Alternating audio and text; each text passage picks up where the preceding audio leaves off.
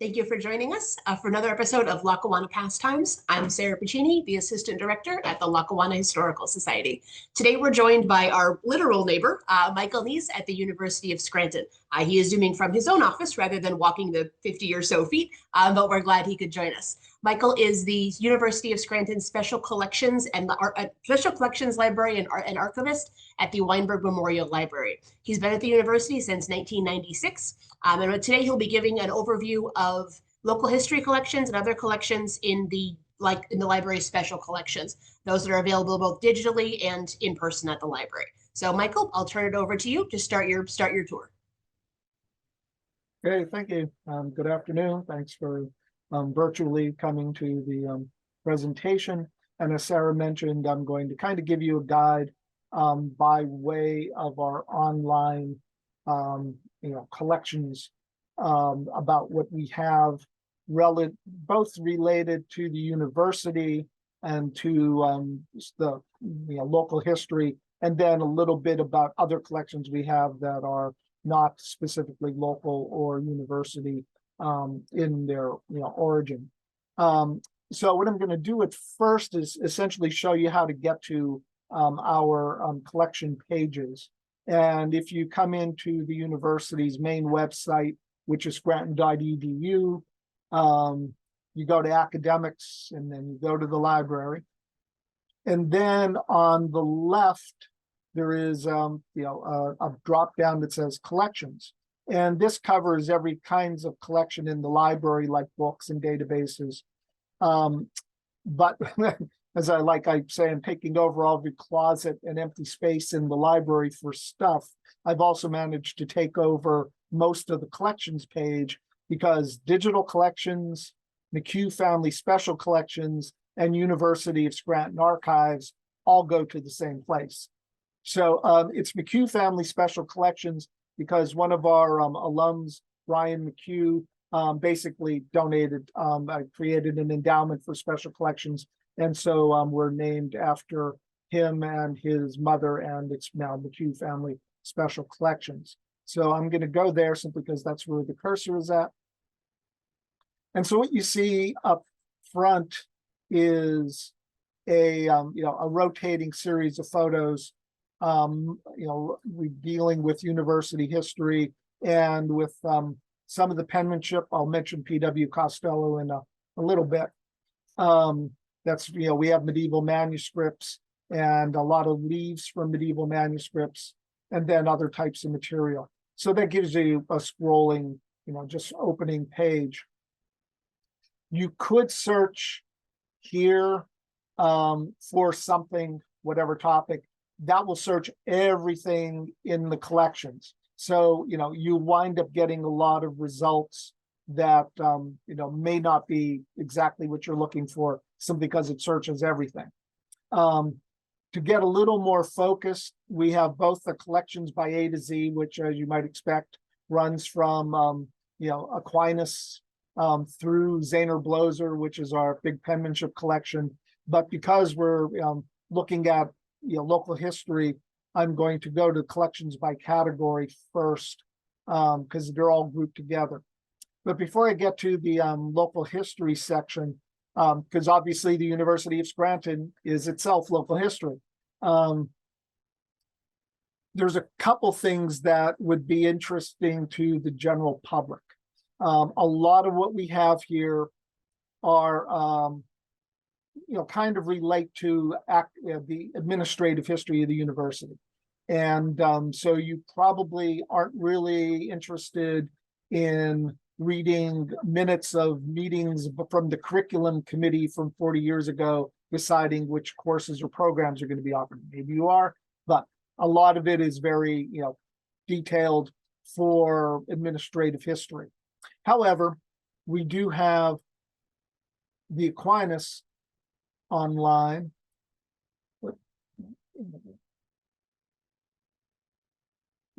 So we have the Aquinas online. All of our pages do kind of the same thing. There's this little button that says, this gives you a very, very broad overview of what the collection is. There's this little highlighted word more, which takes you to the collection guide. And I'll show you this at least once more, but the collection guide provides a more detailed explanation of what is in the collection. It tells you, for instance, that almost all the issues in the collection have been digitized. I think probably all of them have. Occasionally we'll get into a situation where there's something that's in a bound volume and we simply can't open it wide enough to digitize it. But I think we have all of the Aquinas done. So they're available online, or you can come in and make an appointment to come into the library. There's a rights statement. In this case, we it's everything's owned by the copyrights under the University of Scranton. This becomes important, and that will come up as I show you a couple other collections. And then for people who are doing research, particularly students, we tell you how to cite the collection. And then there's what is in the archival land, the finding aid, which gives you an administrative or a biography of an individual. And then you have a scope and content note. And then in some cases, there's a much more detailed inventory. And I'll show you at least one page with that. And then, again, there's a lot of things that are really here to tell you how we have handled the collection. And essentially, pretty much now every collection has a harmful content notice because there could be something offensive somewhere in some of the collections. Simply because vocabulary changes, sensitivities have changed, and there's occasional offensive language or insensitive language in some of the older material. But let me go back here. So you can search again through all of the newspapers from this one search box, or you can go and browse by decade. So if we want to look at, well, first of all, it goes back until the teens. I think I might have to remember myself.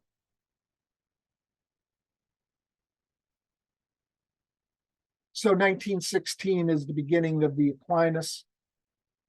These have been digitized. So you can flip through, you can search, or you can flip through.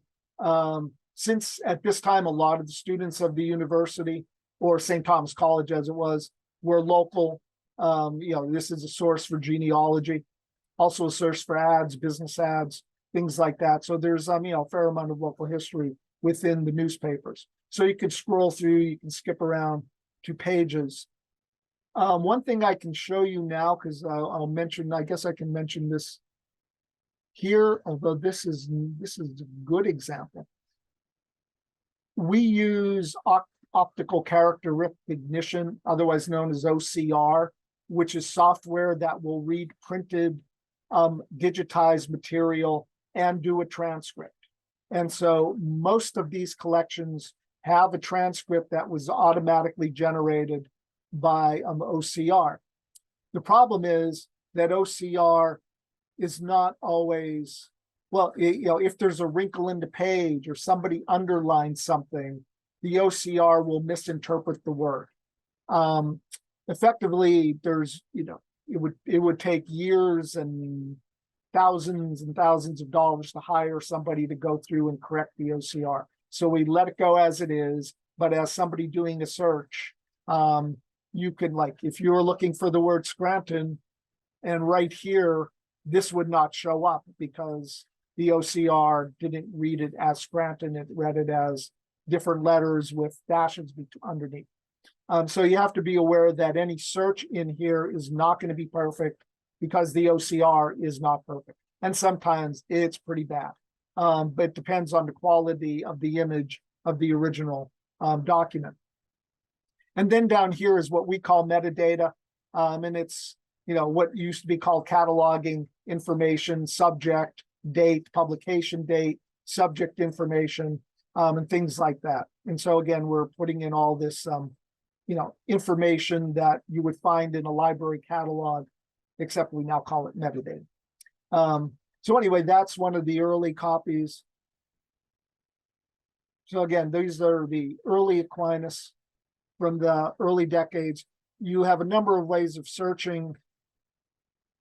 like I said, you could do it by academic year.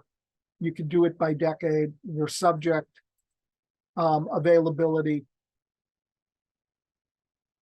And that's just looking at the decade.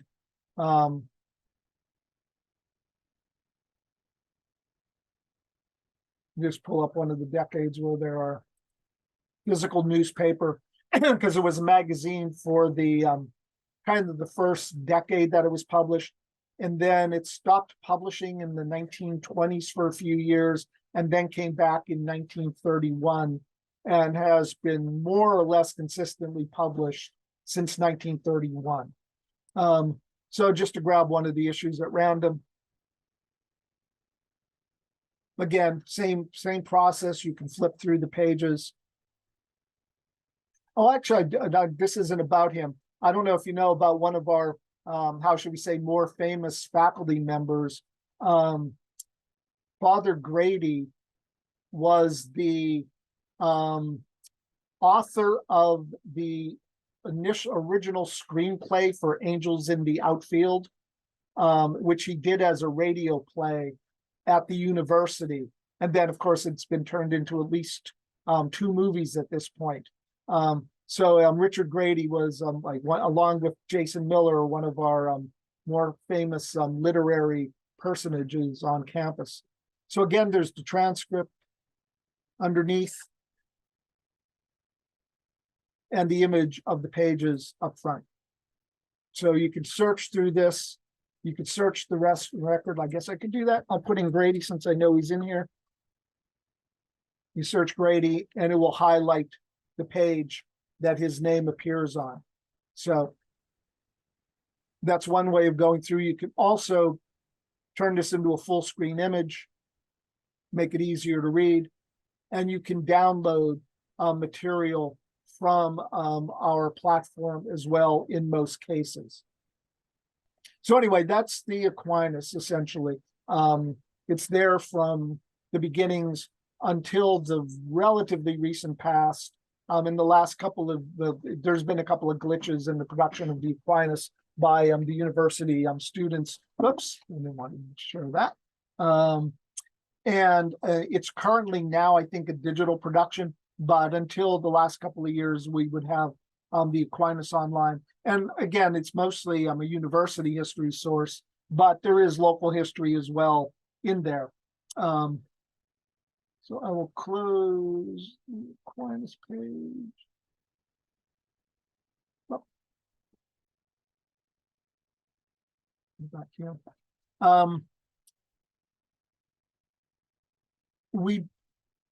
Something like the Aquinas is something that gets used a lot. So that's something we kind of initially was one of the first things we digitized. We digitize some things, we don't digitize other things. A lot of the administrative records have not been digitized, probably won't be digitized unless somebody in the university needs them. So we kind of digitize on demand, and we digitize things that we think are going to be popular either within the university community and outside of the university community. So of course, we digitized a lot of our athletic department records, at least for the early years. We have the fairly good collections on basketball and football up into the 1960s or 70s.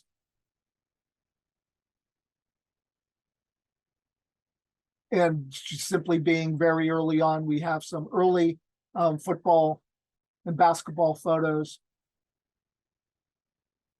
And when we can, we give as much detail as possible. So in some cases, we do have individuals named because they were named on the photograph. Unfortunately, as I found out years ago, we did an exhibit on the football team, and I had a caption based on what was written on the back of the photo identifying the players.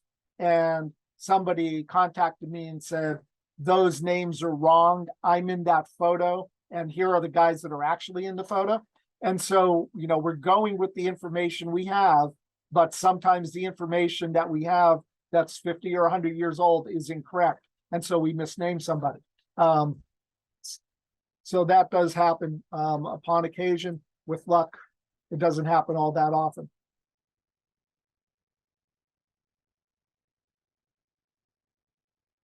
And in some years, we have more than a few photos. We can have a fair amount of material, photographs, scrapbook pages. There's like 21 pages of information.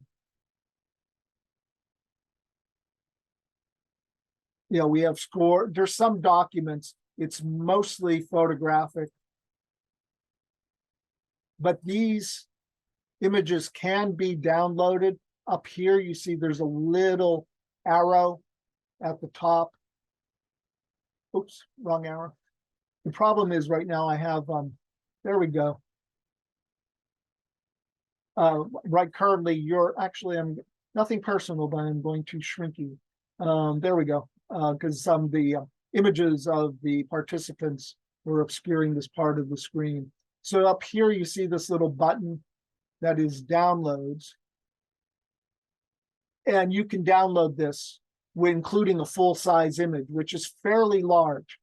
So we do not have any, watermarks or prohibitions on downloading most of our material. If you found a relative who in one of these collections and you wanted the photo, you can download it.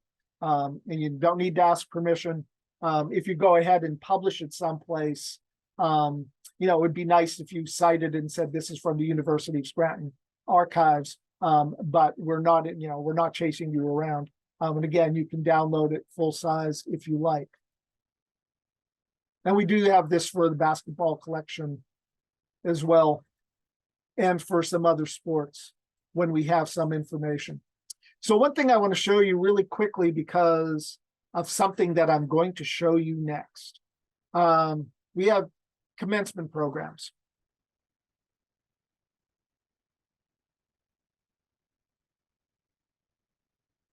And these all say restricted file.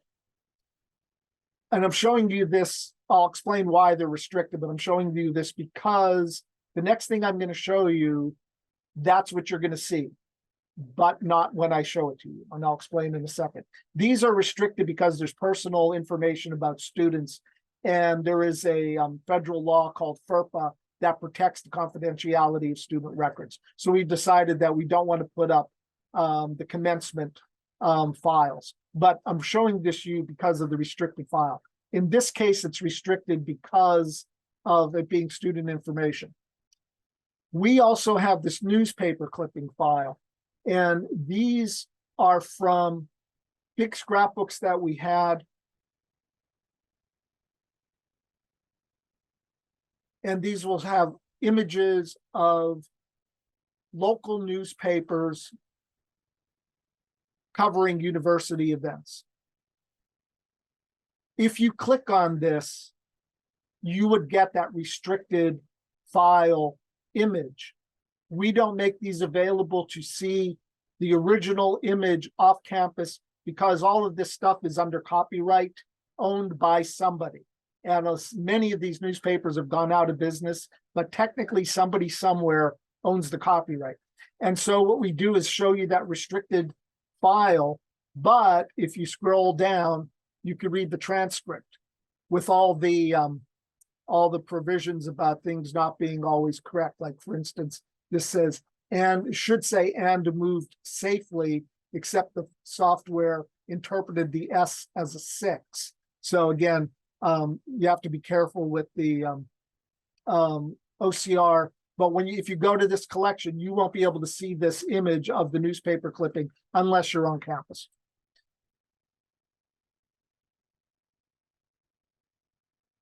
Oops. Sorry, I'm bouncing around a lot. I don't want to make you dizzy.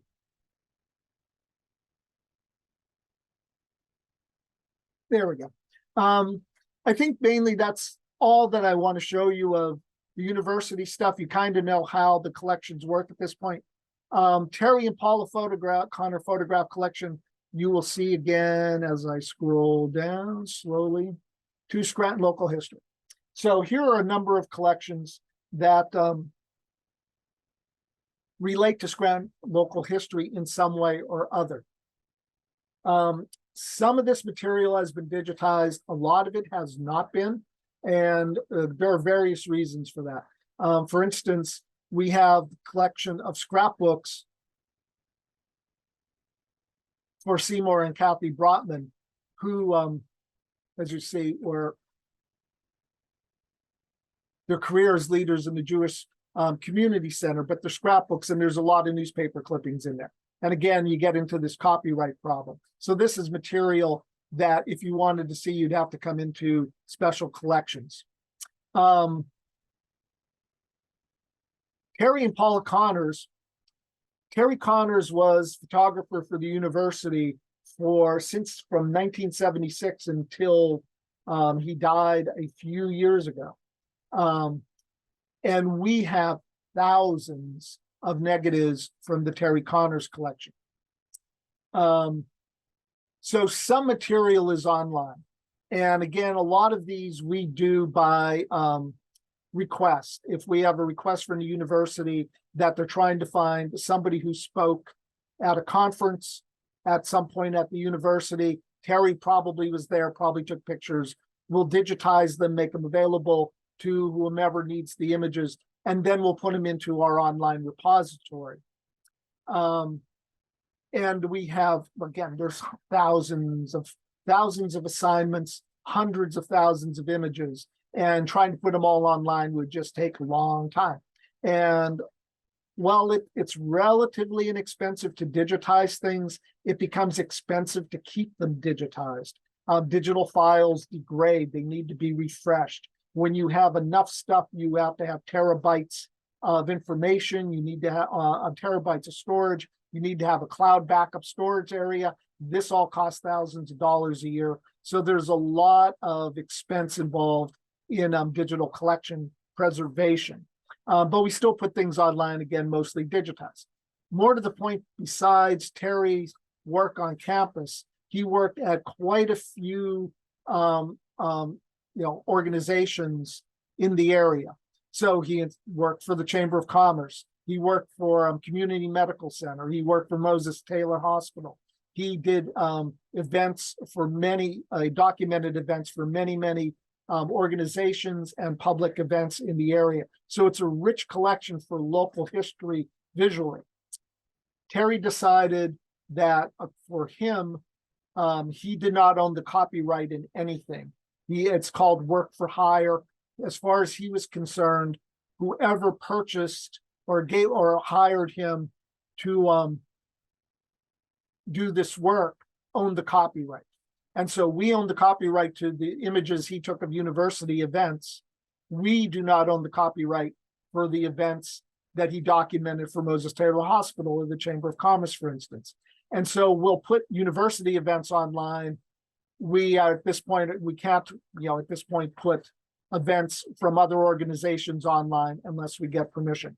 However, we do have documentation. If you're interested, or if you were at some event or work for one of these organizations, you or friends of yours might be in this collection. So we could search and provide you with images. We just can't publish them, so to speak, because of copyright concerns. So that's the Terry collection, and it is quite important for local history. I mentioned PW. We have very large collections of penmanship here. And they came here because of P.W. Costello's, an exhibit of P.W. Costello's work done by Tom Costello, who is a great-grandson. P.W. was a penman and, as was called, an engrosser, doing advertisements and decorative testimonials and diplomas and things like this. This is the PW collection we have is essentially an only online digital collection. All of this work was provided to us digitally by Tom Costello, so we do not own the originals for the PW collection. So it explains this, but it's an image collection and it's Scranton and local area. So there's lots of PW engrossings, artwork, there's William Connell.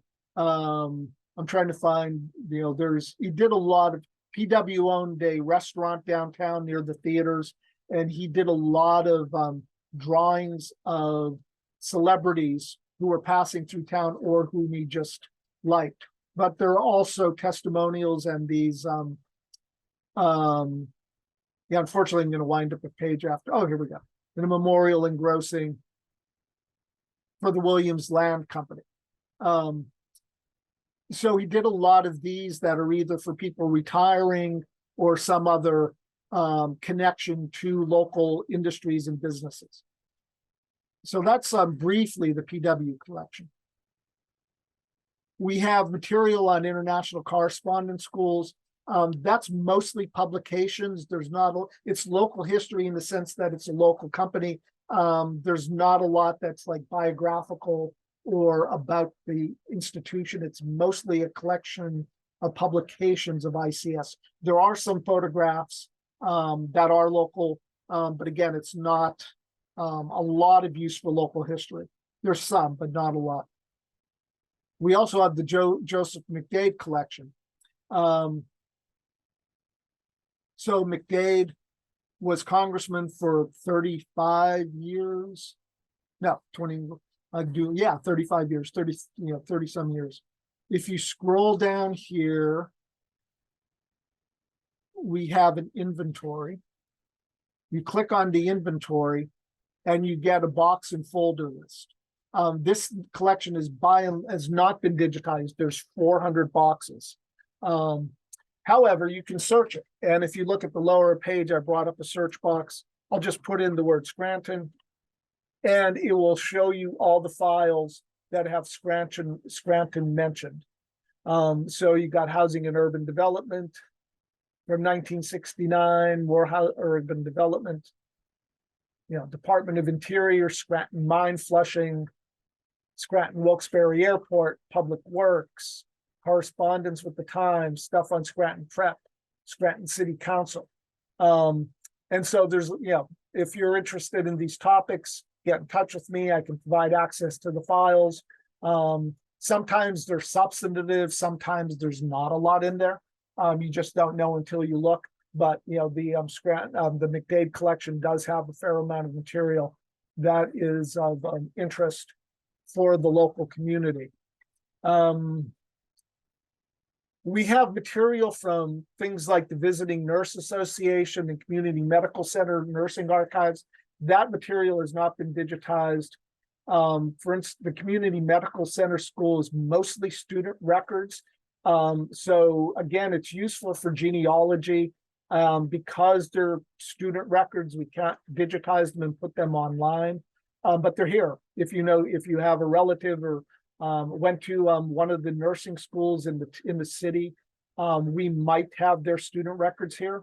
The Visiting Nurse Association has more substantive material that's local history, including photographs, and some of that collection is going to go online eventually. We just haven't gotten around to it. There's a lot that we have, a lot to do. And so eventually some Visiting Nurses Association material will go online and we'll get to digitize that.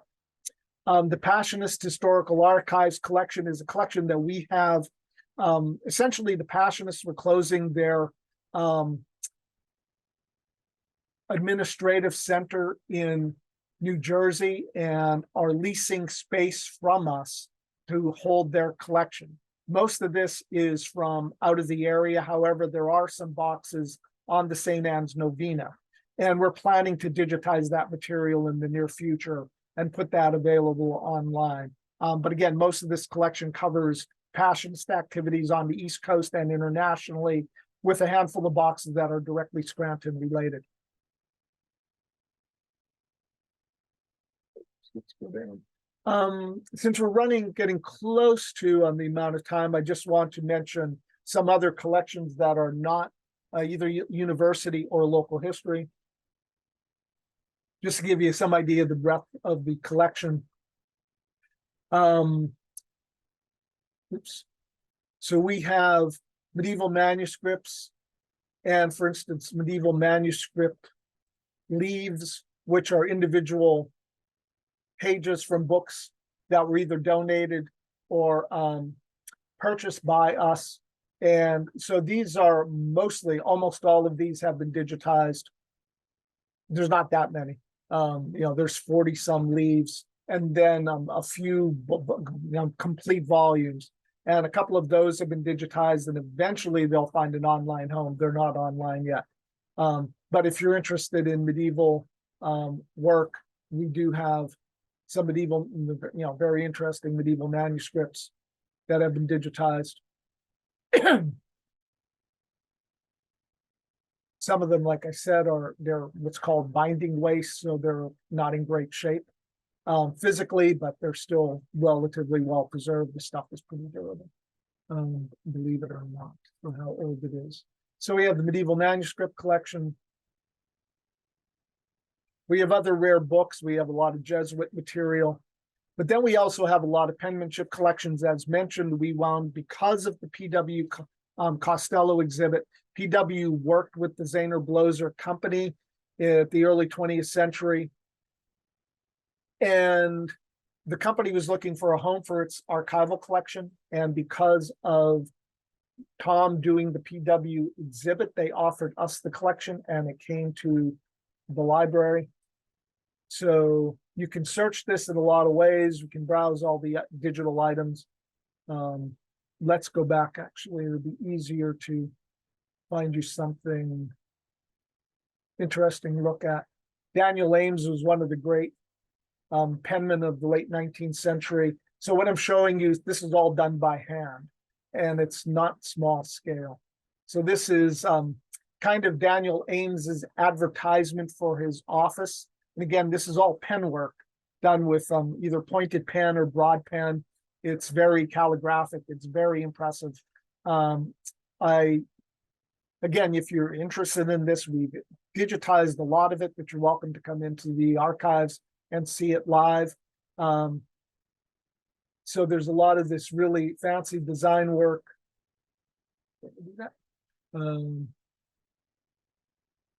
But then there's also material. There's what's called flourishings, which is this pen work, oftentimes showing birds. The reason they show birds is because the penman obviously, well, not obviously, used to write with quills. And so the feathered bird, which gave up its quills for the penman, became kind of the emblem of this kind of writing. And so you see there's birds, and then he has a quill buried in the design.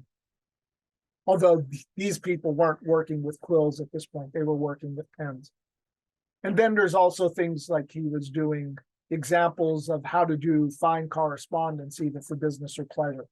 But we have lots of this stuff, and I'm just showing you Daniel Ames, and there's many, many, many pages or pages by artists, etc., where you can look at some work of these amazing artists.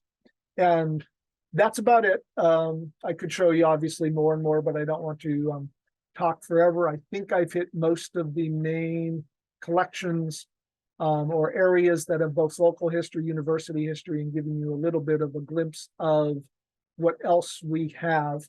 What I do want to do is I'm going to just take this page, which is our main page, and put this into the chat box.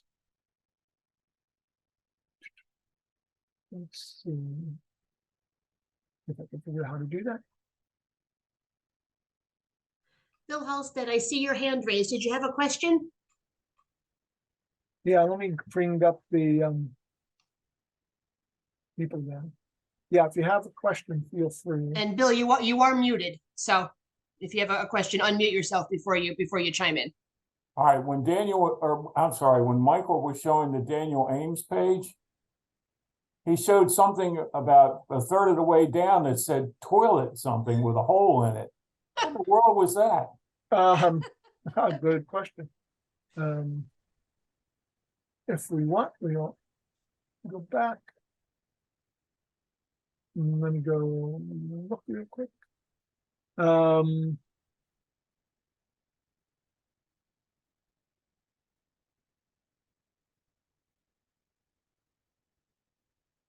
Was it on this page? I believe so. Yeah, there it is. Oh, it's Oh, a it's toilet soap soap. label. toilet soap label. Yeah, these guys did advertisements. It's kind of what we would call graphic design now. They did advertising art. And so, yeah, And see, so if it's you an read that, advertisement he was did for this company. right, if you read that, it says specially adapted for cleansing and preserving the gums. I don't think I want to be brushing my teeth with soap. That's it's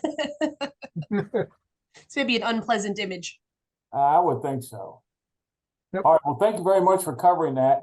Yep, no problem. And Oops. one last Oh, we question. can blow this up too. Yeah. One last question, real quick.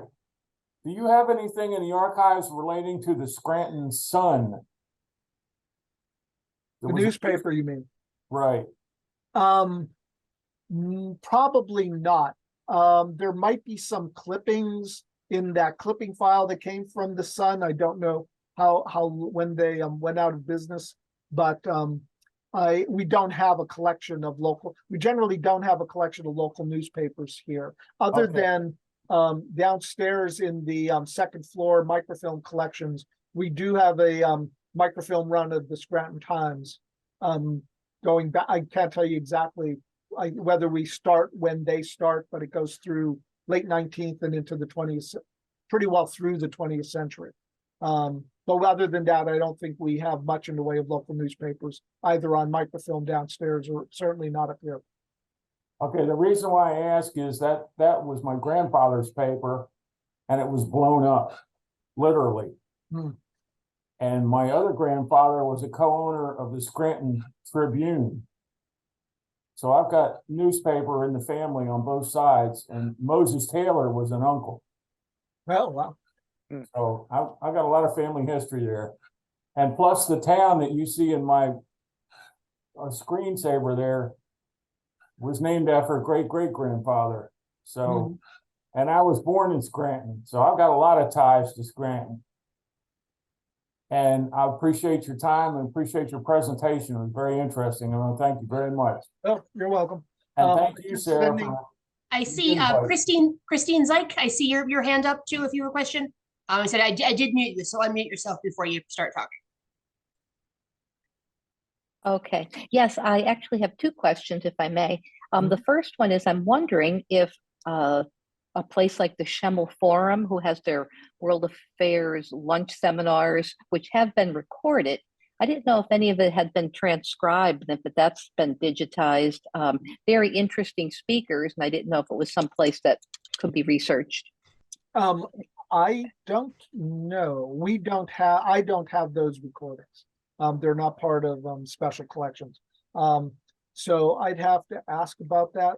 I'm not sure how many have been recorded, or what their accessibility or if they're available. There's two things going on. One, what's in the background where you see the page with the Daniel Ames piece on it.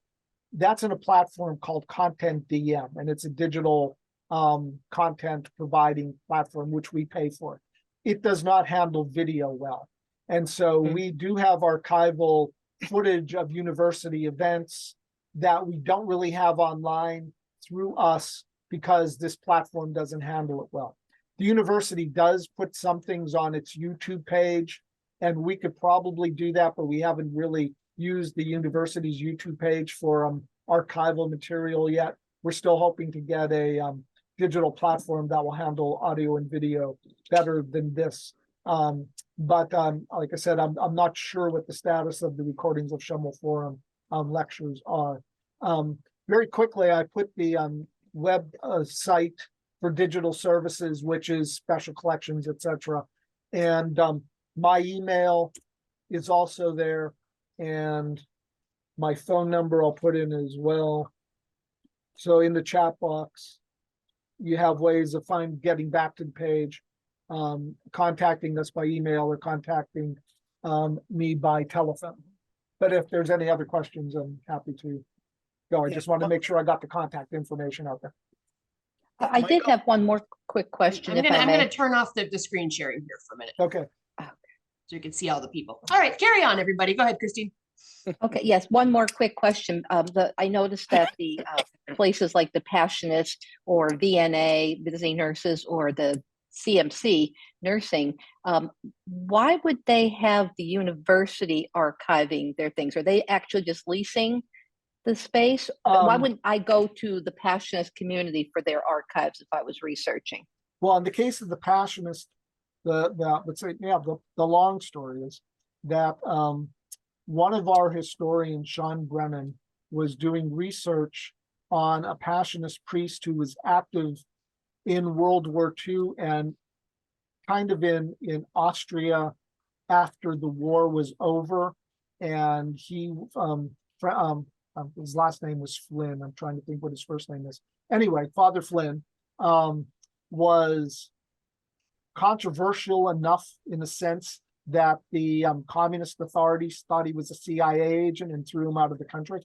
So anyway, Sean was doing research on Flynn and wrote a biography of him.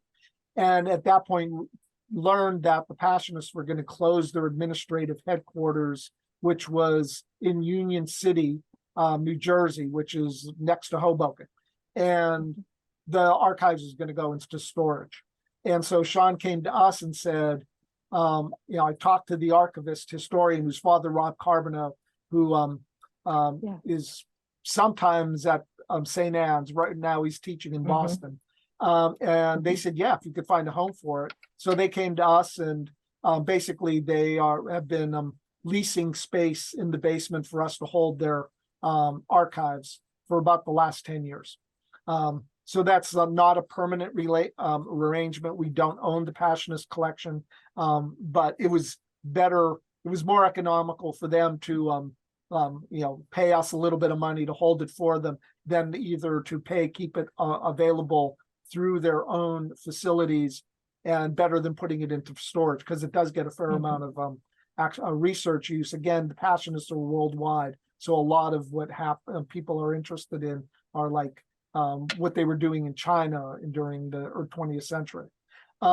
For collections like the nursing records, essentially one of our faculty, Marion Farrell, is a historian of local nursing, and she went and inquired and asked, like, you have this stuff in the closet, would you mind giving it to the university? And so it was donations.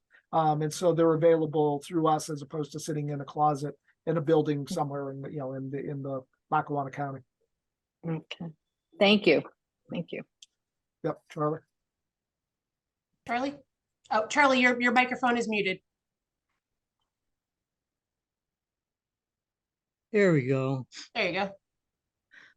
I was wondering, Michael, Horn Hope, the gallery has a lot of programs, several over the years. Do you document any of that? Are you talking about the recent? Say they have a gallery show of this or that. Yes, technically, what happens with recent events is that sometimes if I'm there, I grab a program. If somebody who works here is there, they'll grab a program and give it to me. Otherwise, we wind up waiting for the department to transfer material to the archives. And so, in other words, I'm not documenting completely up to date, because it may be a few years before I'll get a box of stuff from somebody. Now we also, though, now that everything is electronic, I have to say I do have a colleague in this. Digital services is run by Colleen Farry, who is a Scranton native. I'm not. I'm from Northeast PA, but not from Scranton. But Colleen runs digital services, and she handles the digitization aspect and getting a lot of the stuff online. But she is now, for the past number of years, has been getting the files from our design office. And so the brochures for the Hope Horn Gallery all get done on campus through the design office. Any publication put out by the university is going through this one office. So we're getting the digital files for all this stuff. I don't Mhm. necessarily get all the hard copy files. And in some cases, there is no hard copy file. It's born digital. It goes out as a website or an attachment in PDF in an email to campus community. And there's never actually a physical copy circulated, because that's what we're doing these days. And pretty much everybody's doing it. And so we're doing now the recent stuff, like I said, is we're getting it all through the one office that creates the digital product. Well, that either gets printed out in the form of a program, or like I said, just gets distributed in an electronic form and is never an actual physical object. Would that ever be a page on your in your system? Um, A site on your system? yeah, well, it depends. There is a thing called, I'd have to go and pull it up again, but we also have, Internet Archive. Have you used the Internet Archive.org? It's Internet Archive goes around the entire internet saving pages, and they go and they have a spider in every, every day probably, but they go and save pages from the entire World Wide Web and save it on a bunch of servers. They're out of San Francisco. They have a product that they sell to institutions where you archive your own web, and we have that. And so twice a year, this what's called Archive It will go and crawl the university's websites and pull down versions of the web pages and anything that it can get its spidery claws on. So yeah, we have a page where you can search the Archive It archives of university web pages. It's a little tricky to use, but it's out there. And then the digital, I'm not sure how quickly Colleen is getting the digital files that she's getting from the public relations department, the design people, but I'd have to go and check. Eventually they show up in Content DM. So I'm not sure, they're probably not on, like, last semester's art gallery programs are probably not online yet. But I'd have to check on how quickly she's moving that stuff to the to be online. Thank you. I was curious because I missed a couple that I wanted to get to. Oh, okay. Okay, thank you. Yeah. You're welcome. Hey, Michael, before Sarah says it's time to go, you Mhm. had a section when you when you were showing us all of these different categories, and I was hoping you'd click on local Scranton history. What is in that? Let me, Do you want to pull it up quickly again? is it the Scranton local history, the big heading, that's just, I could pull it up again. That's just the, if I can find the Zoom again, there we go.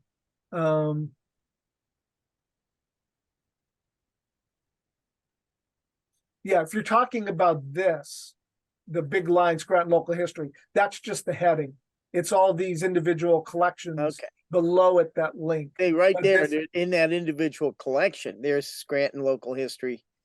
Right there. Scranton local history collection. Yeah. This I think is it's a combination of things. Okay. We have, it's mostly publications, secondary source material.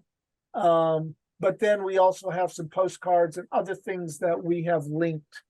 And a lot of this is material that's at the Historical Society. And we participated in that digitization project. And so we have digital copies of that. But also the public library does as well, I believe, Sarah. I mean, this digital collection is available through a couple of places in the area. So a lot of it is stuff from the Historical Society that we have copies of online.